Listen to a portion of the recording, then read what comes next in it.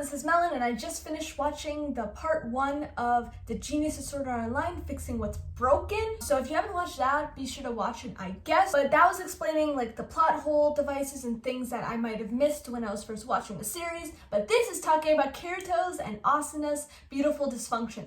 I 1000% agree with that statement because I love their relationship. Like I towards the end of the series, I was like, damn, they have an amazing relationship. They're really like basically meant for each other. It's kind of crazy. At first, it was like almost a little one-sided. It just like flipped upside down, and it was just like a lot of like craziness. But it was so great. Episode 10 is still my favorite episode because if you watch the subtitles. Died. There was a lot of like left brain, right brain, fun ass jokes that I cried. It was just so much fun watching that episode. So I'm so glad that I put on the subtitles for this, and I'm gonna put subtitles on for here as well. But yes, I'm excited to dissect this. I cannot wait. I'm more excited about this video than the other video. A lot of you guys spoiled those reasonings, I will admit. But I'm excited for this video. Okay. Boom, boom, boom, boom, boom. I'm a sucker for a good love story, but the fact that it has to be a good love story really hampers my ability to enjoy the majority of anime romance. Oh man, okay, yeah, I totally agree with that. If it's a bad love story, it's cringe as hell, but I actually really love a lot of anime romance stories. I don't know what the hell these are. I don't know. Naruto's in the list, but I guess I enjoy like shoujo animes. Some of them are good. I wish they would put more shoujos, if anything. But this is not the video for that, so yes. Romantic relationships are difficult to portray well in any medium, but anime in particular has a long-standing tradition of royally screwing it up. Thankfully, Sword Art Online Abridged comes through for me yet again by taking what was a fairly... It depends. Do they? Like, in what way?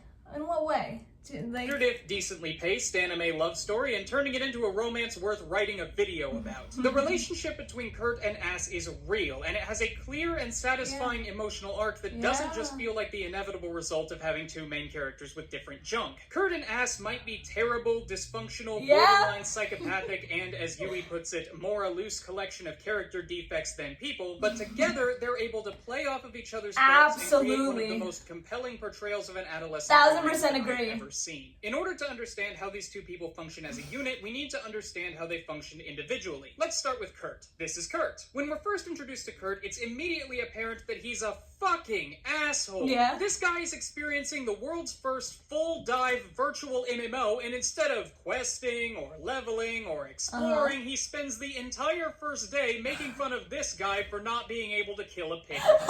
In addition to being a great joke, this is a very important character moment. Kurt isn't making fun of balls instead of enjoying the game. That is Kurt's way of enjoying the game. Even IRL, MMORPGs are commonly seen as a kind of escapist wish fulfillment, where people who aren't satisfied with their lives can go to experience the kind of life they've always trash talking's half the fun, alright? Wanted to have. So too with Kurt. Kurt isn't just an asshole. He's the asshole he's always aspired to be. We start seeing this immediately after his Pebble diatribe, when Balls responds to 8 hours of mockery by saying, I have a feeling you get beat up a lot in real life. And Kurt shoots back, shut up! Here I have power! In the 11th episode, Kurt admits that being trapped in SAO was true for him, since he was shoved around and treated like garbage in the real world. More than anyone else in the series that we know about, Kurt is taking advantage of the escapist potential of a full dive MMO. But instead of using it most main characters in isekais do, though.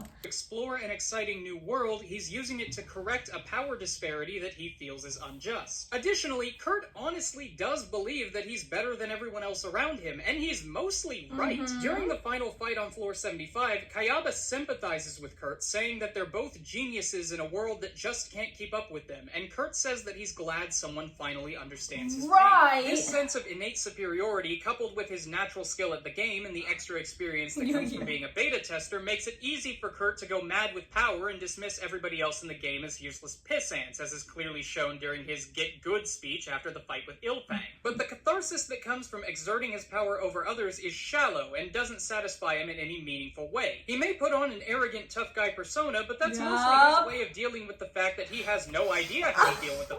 I'm getting goosebumps right now.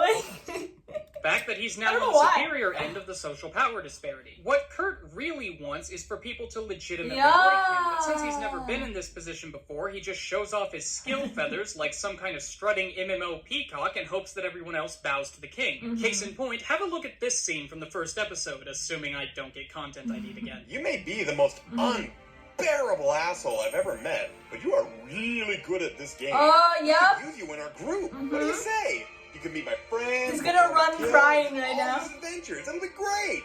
People think I'm an asshole? Well, screw you too. Think you're too good to join my guild? Think you're all cool because you know how to kill a boar? There are two parts to Balls' comment here. First is the unbearable asshole part, and second is the I don't mind you being an unbearable asshole because you're so good at this game part. If Kurt really were the self-righteous lion in a world of sheep that he claims to be, he would either jump at the chance to join a guild filled with weak players who would marvel his giant sword cock, or he would think that Balls' offer was beneath him and mock him for it. But he doesn't do that. Instead, he runs off in tears because this person he spent the entire day making fun of called him an asshole. Balls' assessment of his character causes him to run away crying, but he doesn't even seem to notice the second part of the statement, which is honestly a very high compliment to his gaming skill. Either that, or he runs off immediately following the unbearable asshole comment and doesn't even stick around for the second part, which says enough in its own right. This desire to be liked is also displayed at the beginning of the second episode. That didn't bother the kid none. He only cared about one thing, and one thing alone. Himself. 'Cause in a game of life or death, you either live or you die. Oh, wow. What brilliant insight. It's so deep, it loops right back around to being stupid. The kid ranted at no one. It slowly dawned on just how alone he truly was. This scene is important because the game itself is the one mocking him for being a friendless loser. This shows that no matter how good Kurt gets it Sword Art Online, he's never going to be the person he wants to be until he learns how to get people to stop thinking he's an arrogant cock god. Since he doesn't know how to do that, he puts up this asshole front to make it look like he's choosing to be alone because nobody else is good enough for him, instead of just being ostracized by society for being an arrogant cock goblin. Enter ass. So true. What do we... I feel like this is a therapist session. Like, I don't like, oh damn, like, does he have like a psychology, does he have a degree in psychology of some sort? Like, why haven't you joined the others? Oh, lots of reasons. Mostly because they're a bunch of mouth-breathing neckbeards who think LMAO is how French people laugh. That's so lovely. see, he thinks he's better. And Wow, you certainly speak from the heart. Funny, I thought I was speaking from my mouth, but shows what I know about biology. No one else wanted you in their group, did they? Shut up, it was mutual. Ass is unique among the early cast of the series in that she immediately she recognizes knew. when Kurt runs away from Balls at the end of the first episode, Balls takes this as a personal attack, responding, well, screw you too, think you're too good to join my guild. And during Taco Bell's death scene, he buys into Kurt's persona completely and wishes he could be more like him. Ass is the only one who implicitly understands that Kurt's voluntary isolation is a response to society's view of him and not the other way around. And the reason she's able to do this is because she is also putting on a front to get people to like her. She's just better at it than Kurt. Ass is a full-fledged psychopath. Unlike Kurt, whose personage is mostly built around the idea of self-aggrandizement, Ass's is more about trying to pass as a moderately normal human being. Consider this exchange from the 5th episode. Okay, fine, God. Just want to prove I was right. There's no way that guy's really dead. There's something else going on here, and I'm gonna prove it. Wow, how noble of you. Oh, spare me, Wonder Woman. You're only doing this to prove I was wrong. Hey, at least I pretend to be Wait, pretend here? Yeah, she does a good job. Like she's able to kind of mask her, like, assholeness, I guess. She's kind of able to mask, a lot of her true feelings. A lot better than Kirito is, for sure. I couldn't even really tell, but yeah, that makes a lot of sense. My job easy by unambiguously stating that any sense of outward friendliness she displays is a lie. There are 2 reasons for this, and strangely enough, they're the same 2 reasons that Kurt has for putting on his front. First, while Ass has had some social success, she does have experience with people shunning her once they get to know the quote-unquote real Ass. This dislike/fear of her is so bad that it gets to the point where 2 people are willing to jump out of windows in order to avoid being in the same room as her. So it makes sense sense that she would do her best to Right. make sure that people see a version of her that doesn't make them want to jump out of windows. Second, Ass doesn't have the best life in the real world either. In the 10th episode, when the two of them are dancing their beautiful dysfunctional marriage tango, Ass's inner monologue states that her stubbornness comes from her mother, who told her to dig in her heels when she's wrong and never show weakness. She also says that her parents are getting divorced. Nothing against divorced parents, but that kind of attitude coupled with divorce-inducing levels of conflict suggests that her household growing up wasn't exactly happy and functional. And that kind of familial situation, if it were bad enough, would understandably lead to her having the attitude that she does. And it's worth pointing out that that attitude is abusive, at least at first. This might be obvious, considering that she committed arson against a perceived romantic rival, but it bears repeating because her implicit understanding of Kurt allows her to really dig her nails into his mind and make sure he sticks around. Because she gets him. PTSD after Sachi's death is the basis for pretty much all of his decisions, and Ass knows that. He's afraid to get close to anyone for fear. What did she call her? What did she call Sashi again? Like Sarah or something? That they're just going to Sally? up and die on him again. So he's left in this state of semi-self-imposed lonesomeness that he can't get out of without opening himself up to pain. Ass is aware of this mental block and uses it as a tool to keep Kurt around, like she does in this scene. Look, I know you're not crazy about guilds after your last one's unfortunate breakup, but don't worry, okay? I'm sure as hell not gonna die on you like that dumb bitch Sally. Sachi. Doesn't matter. She's dead now, so cheer up, okay? I promise. Things are Watching gonna it again is still Here, so Ass bad. does two things. First, she undercuts Kurt's emotional attachment to another woman in order to make sure that he never forgets that she is the main bitch. Damn right! The side chicks he's thinking about are gonna wake up charbroiled. Second, she reminds him of what he initially respected about her in the first place. The fact that she is so good at video games that she will never die. In doing so, Ass is able to simultaneously comfort her romantic partner, convince him that his emotional investment in her isn't misplaced, She kind of shows her true nature here too. Like she's a freaking psychopath in that statement. and assert her dominance as the number one yandere bitch! But Ass isn't just number one yandere bitch. She's number one yandere bitch because she's afraid. Whenever she gets vaguely close to somebody, it's... Wait for me! I know a shortcut!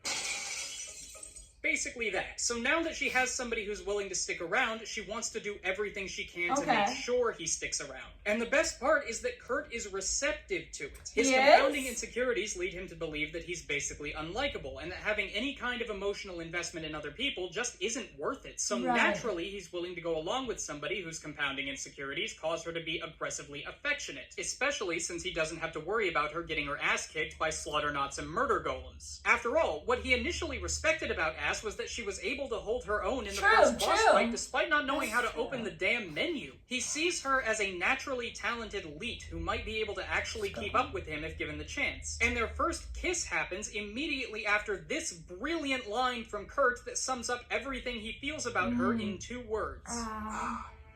Bitch. I know this sounds sarcastic, but hear me out. Right before this scene, Kirito says this exact line when Ass stabs him, and immediately follows it up with, "You know, people always think that being called a bitch is so negative, but frankly, I just think it shows how you're strong and confident and absolutely fucking terrifying, please don't kill me." Strong and confident and absolutely fucking terrifying, please don't kill me is exactly how Kurt feels about Ass.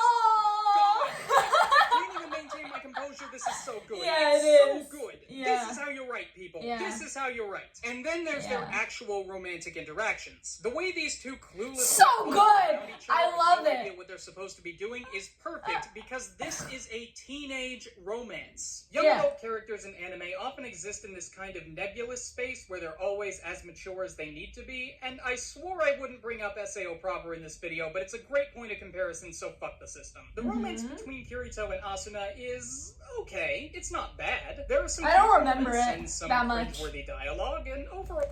If you went and didn't come back, I would Well, it's fine. But what really annoyed me was how mature the whole thing was. These kids are 16 and are already happily and effectively married with a daughter who they are totally capable of raising. And you can say that teenagers are typically happier together, which is fair, but they don't act like teenagers in that respect either. No weird pet names, no constant contact, and I can't confirm this, but it doesn't seem like they're fucking 3 times a day on every surface of their cottage. It's just a perfectly normal relationship, and I can't speak for you all, but I know that I never had a perfectly normal relationship like this when I was 16, or 17, 18, 19, 20. They did that really well then. I've only seen 3 anime that portray teen romance. Okay, let's see. Evangelion, Sound Euphonium, and SAO Abridged. And up... Teen romance then? Okay, I've literally not watched any of those besides SAO Abridged. Okay, you know what? I don't know about teen romance actually. But okay, I don't know.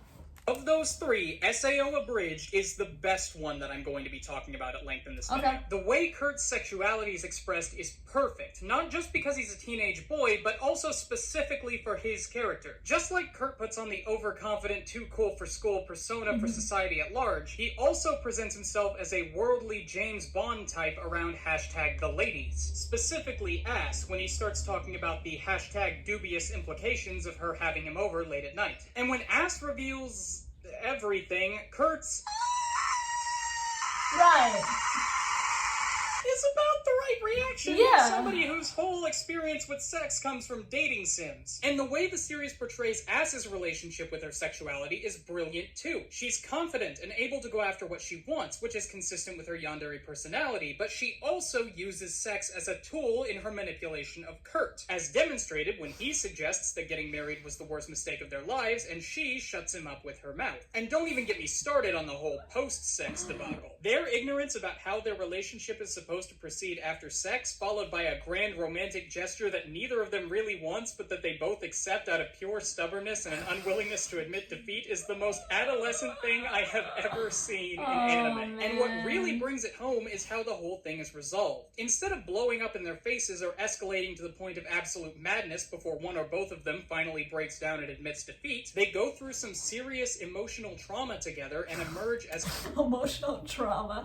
And then the Club Penguin is shutting down comes up. Stronger and more mature people are finally able to have a grown-up conversation about the future of their relationship, which ends with them realizing how stupid they were to have their little romantic dick measuring contest in the first place. Which brings me to everyone's favorite kawaii AI daughteru, Yui. The most important thing about Yui is that she is a perfect fit for this family because of this line right here. I am sorry I lied to you. I inserted myself into your lives merely to satisfy my own curiosity. At least, at first, it was nice to be a part of your family. All through episode 10, got both Kurt goosebumps. and Ass use Yui as a tool to try to get the other one to be the first to admit that their marriage is a sham. But the reason this is brilliant is because Yui is using them as well. This is how Yui is able to have such a profound effect on them. Well, we see some of their parental instincts start to kick in just from being around her, i.e. Kurt being impressed with her verbal takedown of Yuliere and Ass calling her an adorable little troglodyte. What really causes the two of them to change and mature is seeing themselves reflected in Yui. Just like them, Yui is a manipulator who is using them to achieve her own goals, namely learning about love. But the reason she has such a huge impact is because despite initially using Kurt and Ass to her own ends, Yui selflessly risks being deleted to save them from the dollar store blow-up skeleton man. Seeing someone as manipulative as they are risk death to save the people they're manipulating makes both of them realize what sociopathic idiots they've been. And Ass in particular falls over and wails in anguish at Yui's death, showing off some really impressive voice work from... Yeah, I noticed that. Huh. Finally, let's talk about their last moments together. While the two of them are sitting up in heaven watching the world burn, just like they've always wanted, we get a few very satisfying and legitimately touching moments. First, they share their real names. Yeah. For two people who have spent the entire series putting up walls and acting out personas, the fact that the series ends with the two of them being comfortable enough to share their real selves with each other is very poignant. Second is how their last conversation starts with Ass berating Kurt for crying, and continues with her making little jabs jabs at him for thinking he can build a robot body for Yui. Their relationship dynamic is mostly built on playfully poking fun at each other. And to see her lightly mock him at such a serious moment while they're both crying and smiling is really beautiful because it further displays the level of comfort they've achieved with each other. And the playful nature of the insults shows how far they've come from the much harsher and more biting mockery of their first few episodes together. And lastly, Ass's last words to Kurt demonstrate that she's fully managed to get past his barriers and is able to understand him implicitly without having to be told what he's feeling. Kurt seriously tells her that he loves her for the first time, and she pulls a Han Solo and says, "I know," meaning that they mentioned for this all in the the last problems and episode. conflicts they have, for all the posturing and emotional trauma, she is able to see the real him, and she likes what she sees. I do have more that I could say about SAO Abridged, but I think that 2 videos is enough for now. I am moving into a new apartment, so I'll save the next one for when I break something and need to pay my insurance deductible. For those of you who missed my sick rap at the end of my How to Play Magic video, which is around 190,000 of you, I recently launched a Patreon and switched it to a monthly subscription service. So go there and you can join these lovely people in getting cool rewards like access to an exclusive Discord server and a Minecraft server where you can play with me and you can hold my clips for me in my videos and all kinds of other stuff. And it's really cool and you should do it and it helps me make my content gooder, oftener, and more consistently. So go there and help me and get stuff. And also for the 3,000 of you who commented on my last video, yes, I know that Han Solo is from Star Trek. It was a... Hang on, I'm getting a text. Holy shit. I gotta go. Han Solo is from Star Trek? Pedro Senpai! Stop calling me that. No. Are the pairings up? Yeah, check the screen. Says I'm up against some guy named Anime Every Day. Oh, that'll be a fight to see. He hates making things boring. Don't know anything about him. What kind of stuff does he put out? He's got really slick editing skills. When he doesn't have to go back and redo it, I mean. Well, I'm in a good spot if it comes down to editing, but I'm worried about output. I mean, how am I supposed to compete with someone who puts out anime every day? More like anime every month, if he's lucky. But still. Don't worry, I've spent the last 4 years of my life taking notes on all the big names. Digi, Arcada, Giguk. I know all their abilities, all their habits, all their weaknesses. Oh. And I kept all my notes in One Piece! Lewis has incredible taste in anime, so there'll be no point trying to outsmart him by pitting your knowledge of the classics up against his. Well, my Twitter followers are still giving me shit for giving Evangelion a 6 on Damn, Now, so I never even watched it. Stuff.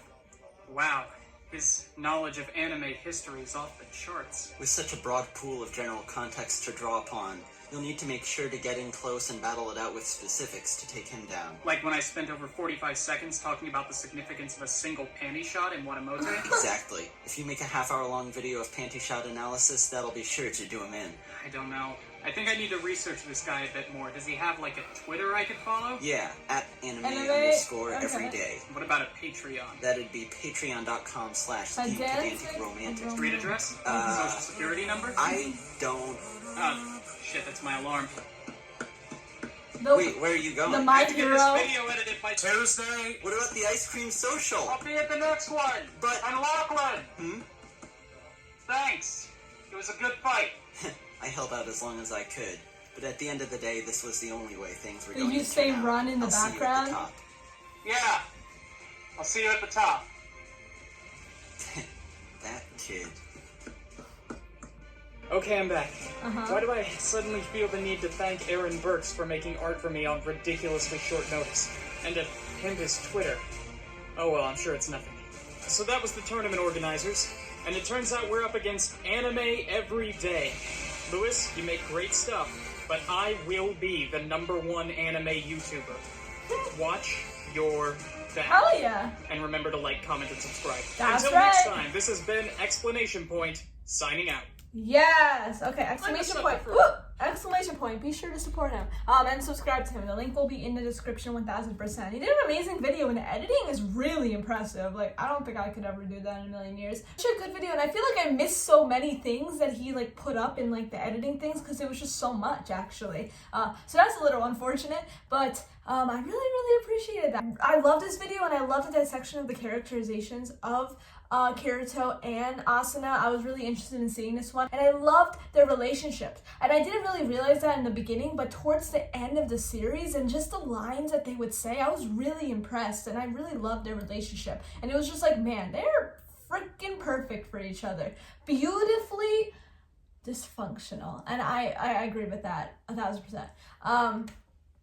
Yeah, that is it for this video. I don't know what else to say about that. I will be posting episode 12, which should be the start of season 2, in my next video. And I was also told that it is also still season 1 of the original series. It's not season 2, it's just a season 2 of the Abridged series. Based off the ending of season 1 of the Abridged series, they're gonna meet each other in real life. So that's gonna be interesting to see, and I'm excited to see episode 12. I'll be watching this right after this right now. So that is about it. Thank you so much for watching, and please subscribe to see more of my videos, and I don't know, watch my Sword Art Online reactions, I guess. I just started DBZ Abridged. I also react to Yu-Gi-Oh! Abridged. I might continue my free Abridged, or 50% off Abridged. And yes, thank you so much for watching, and I hope you enjoy.